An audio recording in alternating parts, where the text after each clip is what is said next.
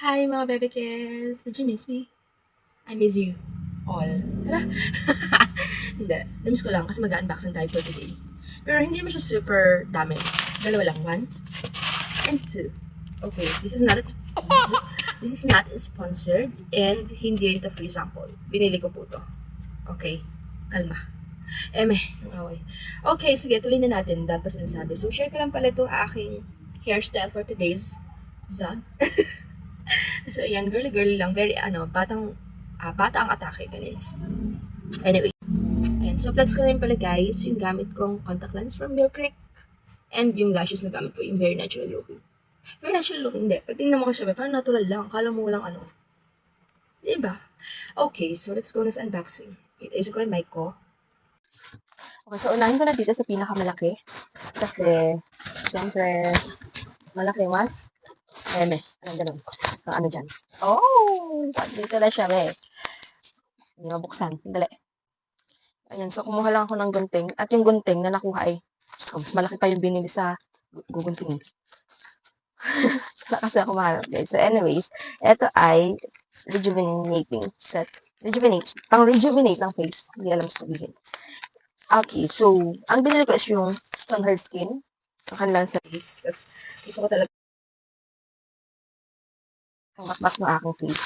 Though, nakagamit na ako guys ng rejuvenating. Pero mga mild lang kasi yun. So, una ko atang ginamit is from sa kanila din, sa Her Skin, yung kanilang Revita Glow. And, guys, napakaganda nun.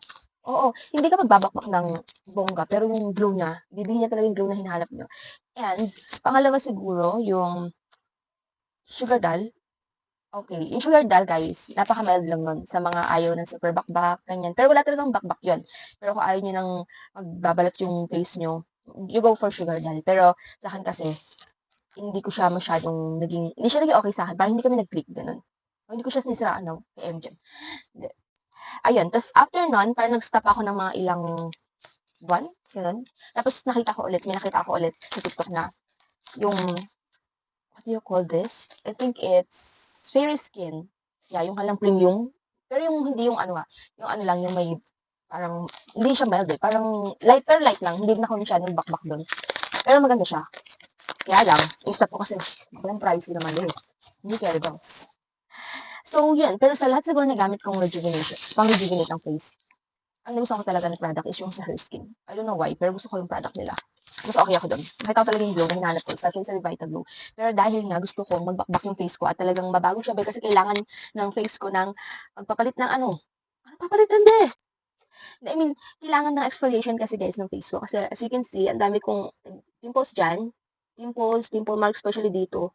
Talagang breakout kung breakout. Di ko alam kung dahil ba sa may nasisira na yung barrier. Sira yung barrier. Hindi ko alam kung dahil sa ginagamit kong skincare or kasi ang tagal ko, parang isang taon ako nag-stop mag-rejuve. Ganon. So, kasi talagang nag-breakout siya, be. Talagang naglabas sa lahat ng sumpa, be.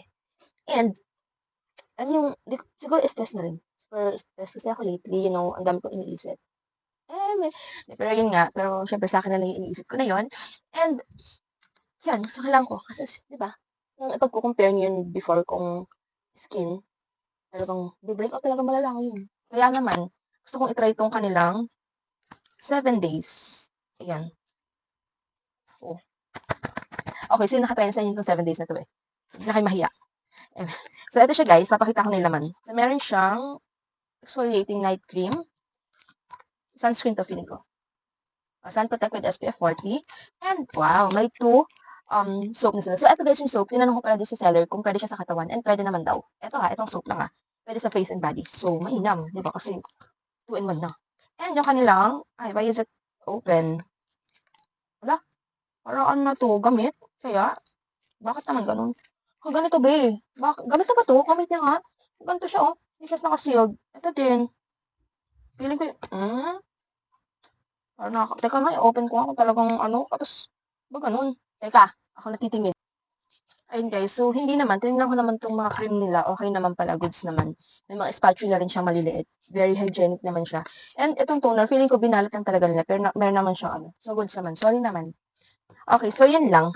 We're gonna go for the next. And guys, meron sila ditong, feeling ko ito yung or feeling ko lang yun. Dami sinasabi, hindi pa tapos sa isa. Pero guys, ito rin pala, ito pang isa, na nagustuhan ko. Pouch to, guys. So, if ever tapos na kayo mag-rejuve, ganyan, pwede nyo magamit po lagay ng mga makeup. Diba? Galing. So, yun lang. Let's go for the next item. Susunod na tayo dito sa pangalawa. So, bibilisan ko na, guys, kasi naubos yung oras kaka-chika. Ah? So excited. Hindi, kinilig ako, guys. Oh, another tweezer. Okay, I love it. Oh, grabe naman ito. Grabe naman ang kapal nito, be. But anyways, dumating din yung akin, pangalawang cluster lashes. Alam niyo ba, guys, lately kasi, parang nai-inlove akong gumamit ng mga cluster lashes. Yung hindi yun siya lalagyan ng glue. Very ano kasi siya, time saver kasi talaga to. Talagang, pag kinurn yung ganyan yung eyelashes ninyo, ilalagay nyo na lang na ilalagay. So, napakabilis. Kaya ako siya nagustuhan. And, matagal din naman kasi talaga siyang matanggal. Natry ko nga ganun yung mata ko eh. Yan to. Natry ko siyang ganunin. Pero hindi siya naalis, be. Unless, bubungutin mo, maalis talaga. Pero ito, be, ang kapit talaga. Ang Babe Blush. Babe Blush. Kaya naman. Anyway, so, ito nga guys, yung gamit ko ngayon, ito. Yung gamit ko ngayon, ito siya. Yung length nito is, saan ba itong length? Wait.